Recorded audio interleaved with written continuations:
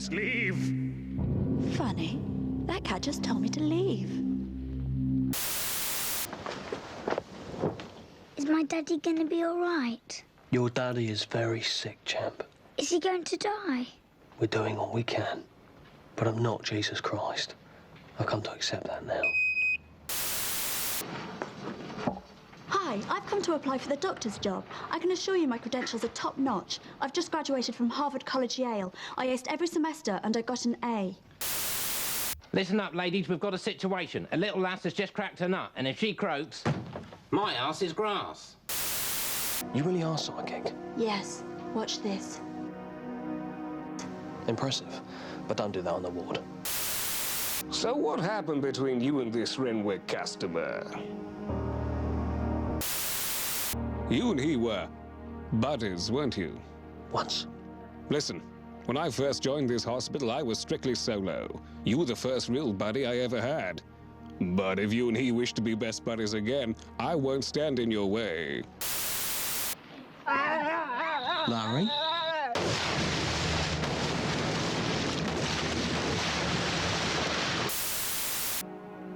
It really hurts. What? Am I holding a crock of shit? Tell me something. Is this hospital called St. Crock of Shit?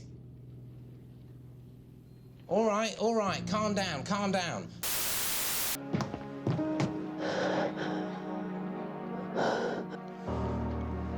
I'll get a mop.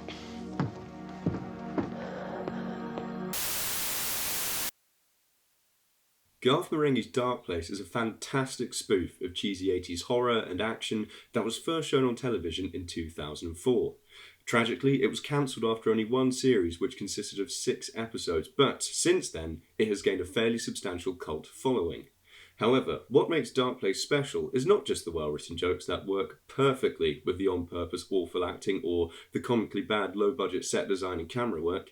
It is the characters and the whole world the cast have created which is something that is truly unique, and to this day, I don't think it's been done as well by anyone else. Welcome to the cellar of the shop, and join me as we delve into the mind of a true dreamweaver. This is Garth Marenghi's Darkplace.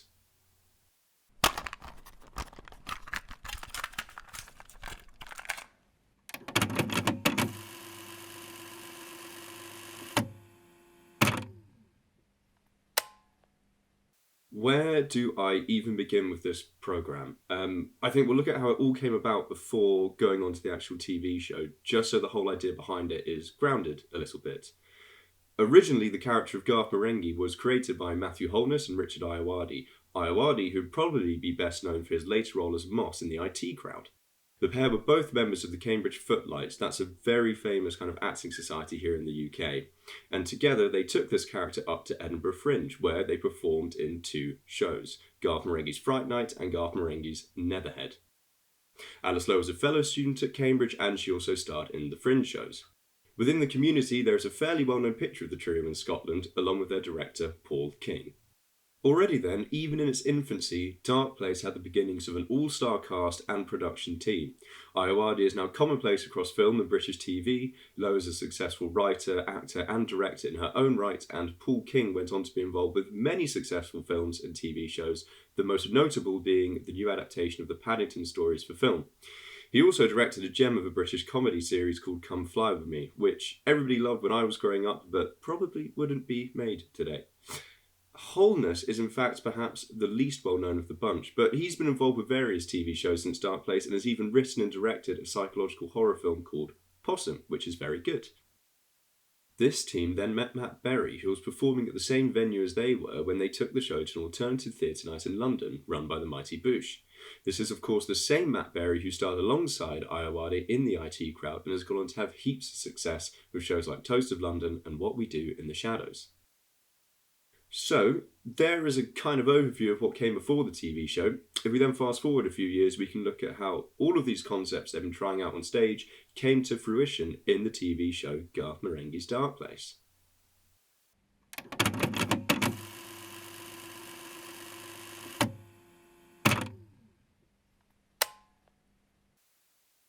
It wasn't until I sat down and started making notes for this video that I realised while Darkplace makes perfect sense when you're watching it, trying to describe the whole concept to someone who has never seen it before can get a little confusing. So I'll make this next section as simple as I can with help from some incredibly advanced diagrams. Each real-life actor plays a character in the universe of the show, who then plays a character within the actual television show called Darkplace. Each episode then consists of a screening of an episode of Darkplace intercut with the universe cast interviews who talk about what it was like making it. If that sounds confusing, don't worry, I'll break it down a little bit more now. Matthew Holness plays Garth Marenghi, who then plays Dr. Rick Douglas, MD. Richard Ayoade plays Dean Lerner, who in turn plays Thornton Reed. Matt Berry then plays Todd Rivers, who is Dr. Lucien Sanchez. Alice Lowe plays Madeline Ball, who then goes on and plays the part of Dr. Liz Asher. Although Madeline Ball died in universe while in the Eastern Bloc, so we don't actually get any interviews with her. It's kind of implied that Dean might have had something to do with this, but nothing's ever really for certain, so we'll just let that go. Hopefully, that should make everything just a little bit clearer, but if you can't already tell, the whole show is just very meta. I've already talked about how this show came to be in the real world, with the cast starting out at Footlights, going to Fringe, and picking Matt Berry up along the way before it eventually became the TV show. However, there is also an in-universe explanation for why Garth Marenghi and Dean Lerner made the show, which is the one I'm going to tell you about now. Dean Lerner is a publisher, an all-round playboy who publishes Garth Marenghi's books. This character actually has their own separate series called Man to Man with Dean Lerner, which is Lerner interviewing a bunch of different guests on his talk show, who are all played by Matthew Holness, including an episode where he does play Garth Marenghi. It's another great series the two did, would highly recommend if you like their kind of comedy. Anyway, the pair decide to make this television show, which is going to be written and directed by Marenghi, to bring his written work to the screen, and in short, that's the basic reason why it got made. It's also worth mentioning that in the universe of the show, Darkplace was made in the 80s, but it's only just getting broadcast now for the first time, hence the entire aesthetic being from that time period. Back in the 1980s, I wrote, directed and starred in Garth Marenghi's Darkplace, a television programme so radical, so risky, so dangerous, so goddamn crazy, that the so-called powers that be became too scared to show it, and gypped me, much in the same way that women have done ever since they sniffed out my money. Only now, in the worst artistic drought in broadcast history, does the channel come crawling back, cap in hand and suitably ashamed, asking if your humble fabulist could once more retrieve Darkplace from the boxes in his spacious basement and let it loose on its unsuspecting public. That's you.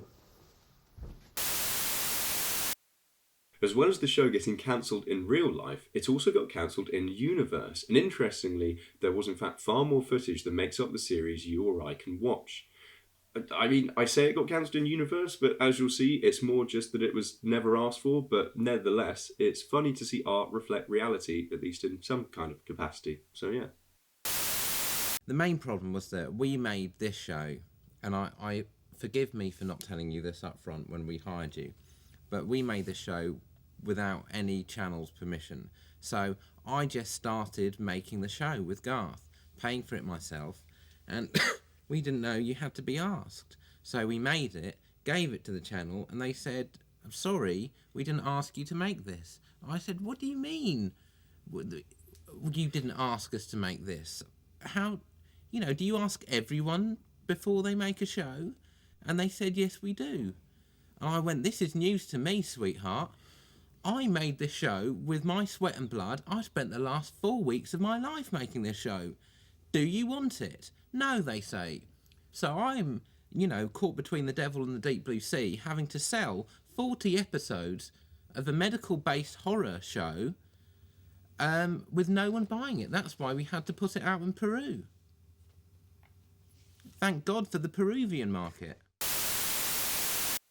But why do we only have 6 episodes? Where are the full 40? Well, Dean Lerner apparently has an answer for this as well. We have restored Darkplace to as near its original condition as we can get it. But a lot of the film is lost in the Thames. there was a police raid on my house and I had to get rid of certain articles sharpish. In that mix-up, I ended up dumping half of Darkplace in the bottom of the Thames. There's no going back from that. I apologised to Garth. He understood. He's a good friend. But this is partly why we're yakking so much in this, just to fill up the bloody time. I'm just going to pause everything here for a second and do a little addendum, because I came across a differing reason for the cancellation of the show, according to Marenghi. It's too good not to include, but I didn't know where to put it, so here it goes. When Darkplace was originally cancelled, it had already claimed 6 lives, caused 3 nervous breakdowns, and been subject to at least 1 visitation. Marenghi, however, blames the government for the show's troubled genesis. Marenghi's quoted here as saying, MI8, which is actually 3 levels above MI6, pulled the plug, and they did it because I knew the truth. They had files on everyone, but mainly on me.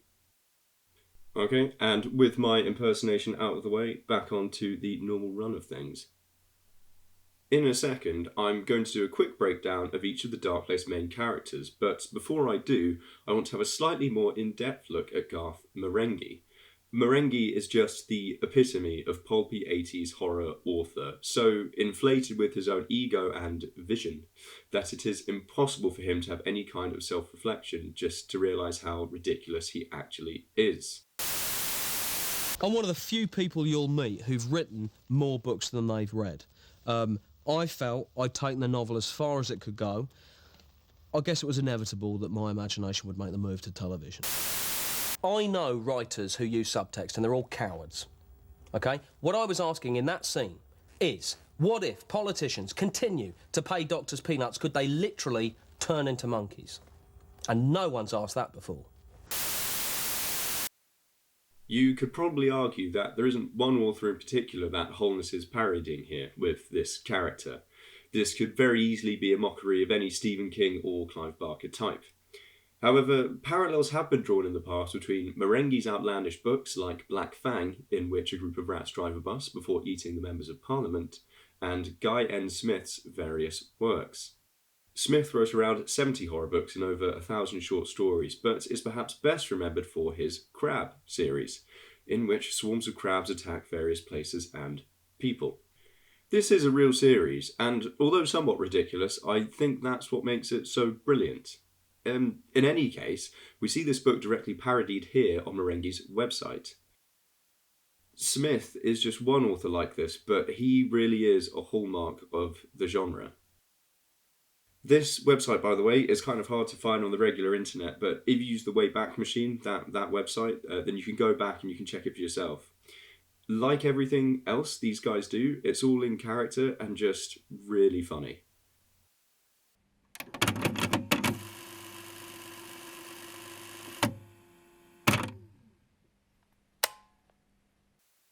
Now onto the show within the show. The Darkplace TV series follows 3 doctors and their hospital boss as they go about dealing with the various supernatural beings that threaten their place of work. In the first episode, Rick explains how he and a friend opened a portal to hell in the hospital canteen, and while they kind of deal with it there in that first episode, there is still clearly some lingering after effects. The doors of Darkplace were open. Not the literal doors of the building, most of which were closed, but evil doors. Dark doors. Doors to the beyond. Doors that were hard to shut because they were abstract and didn't have handles. They were more like portals, really. From this day on, I'd have to fight these forces of darkness and deal with the burden of day-to-day admin. I should also note that one of the main ways they deal with these various threats is by shooting at them, because of course that's the way to deal with them, and it's brilliant. Look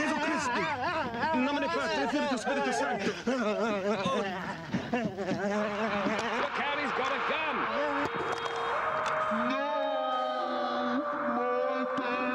Move aside. That's the mother, Rick!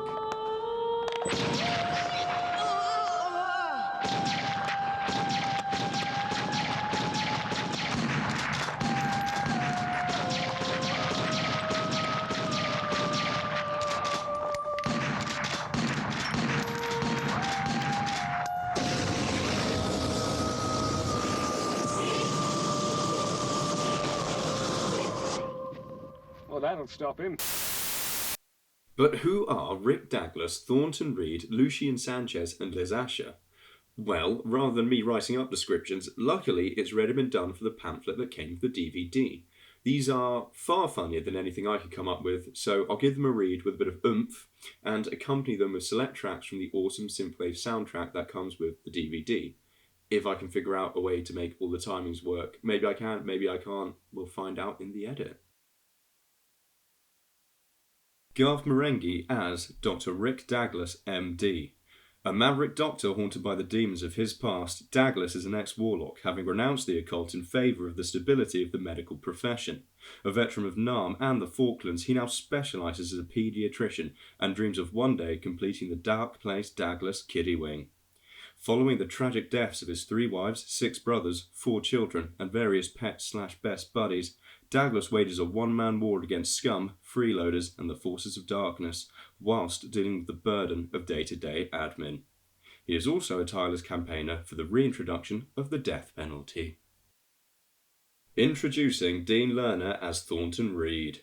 Douglas's boss, professional ballbuster and former POW in Korea, forced by his injuries into pushing paper behind a desk. Reed longs to be back on the ward with the young bucks, but his hands are tied by the constant pressure from the 5th floor and wonton. A gifted marksman, he is still haunted by the memories of his 832 confirmed kills. A pioneering expert in sack surgery, Reed is also a tireless campaigner for the reintroduction of the death penalty. Todd Rivers as Dr. Lucian Sanchez. Hotshot surgeon Sanchez served alongside best buddy Douglas in Nam and the Falklands. A student of martial arts and Eastern law, he has pledged a sacred oath to uphold justice, which he often keeps. When he isn't flirting with the nurses in the operating theatre, Sanchez can usually be found administering bed baths or local anaesthetics to female patients. An expert fencing instructor and masseuse, he is the only surgeon allowed to drive a motorbike on the ward. Madeline Wall as Dr. Liz Asher. Lady Doctor with psychic powers. Liz joins Douglas's team after seeing hell opening beneath Darkplace Hospital. Able to perform stunning feats of telekinesis, Liz is nevertheless afflicted with emotional instability, like most women. Despite having slept with Douglas on numerous occasions, Liz has yet to form any kind of meaningful relationship with her hero. Douglas refuses to acknowledge their shared intimacies in public, and Liz hopes in vain to one day arrange a meeting somewhere other than the rear seat of his buggy. That took so much longer than it should have, getting through that without laughing. So those are the characters you can look forward to spending around 3 hours of screen time with. Now, the episodes. Practically all the clips I've used in this video are just from the very first episode and some of the bonus content that comes along with the DVD. I've done this because it's honestly so much better to go into each episode as blind as possible. For that reason, I'm not going to go into any of the episodes in depth here, but to give an overview, each episode kind of does a different play on different types of pulpy horror or sci-fi with that unique Marenghi spice that makes it just all kinds of ridiculous. These episode topics range from featuring giant eyes to the Scottish, and that's all I'm going to reveal. I swear I'm not going insane. Go see it for yourself. It'll all make perfect sense. The last thing I'll say on all of this is that you may even get to see some small cameos from other British comedy institutions like Noel Fielding, Julian Barrett, Graham Lynham, and Stephen Merchant. And there is a musical number that features Matt Berry and Matthew Holness singing while Richard Ayoade raps. So what more could you want, really? But that is it. That's all I'm saying. On to the next bit.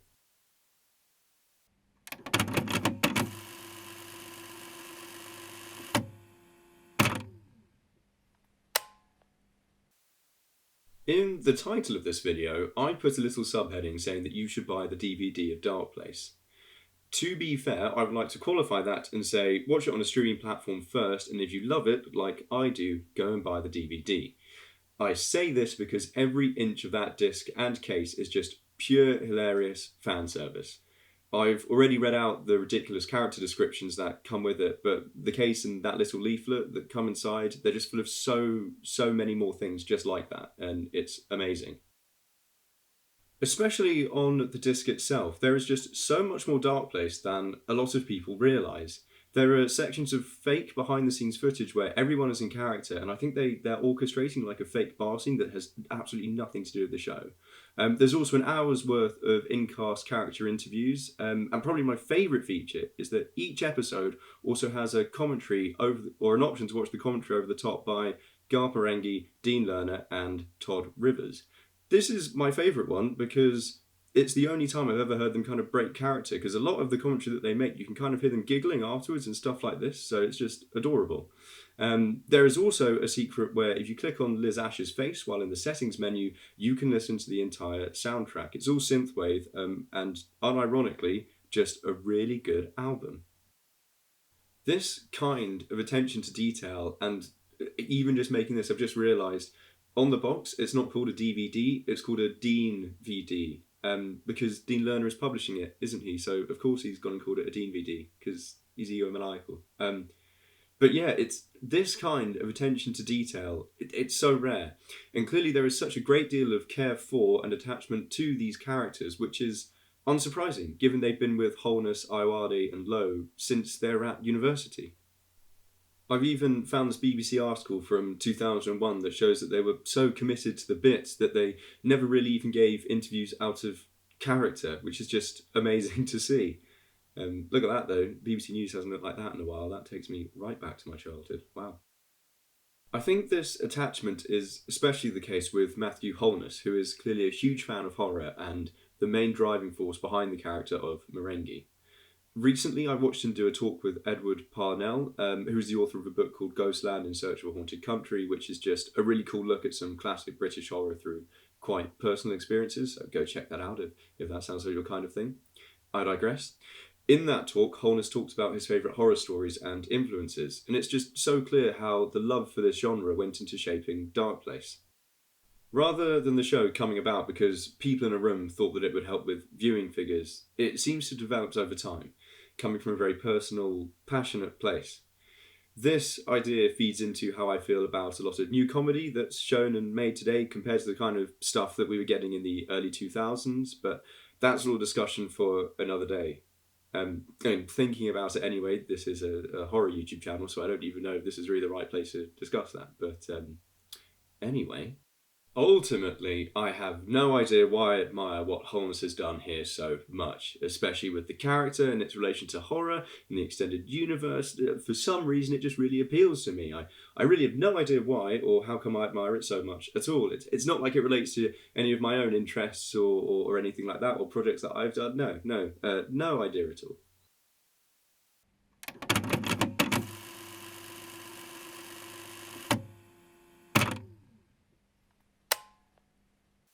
Well, I hope you've enjoyed that little breakdown of Darkplace and possibly convinced you to go watch it for yourself.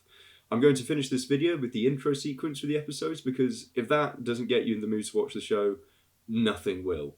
The next video out will be featuring the shopkeeper, so be on the lookout for that. I'm sorry for the very, very long gap between videos. Life has just been incredibly busy at the moment, but I'm trying to put more side of time for this, so we'll see how it all goes. Either way, you'll hear from me again in the next one. Goodbye.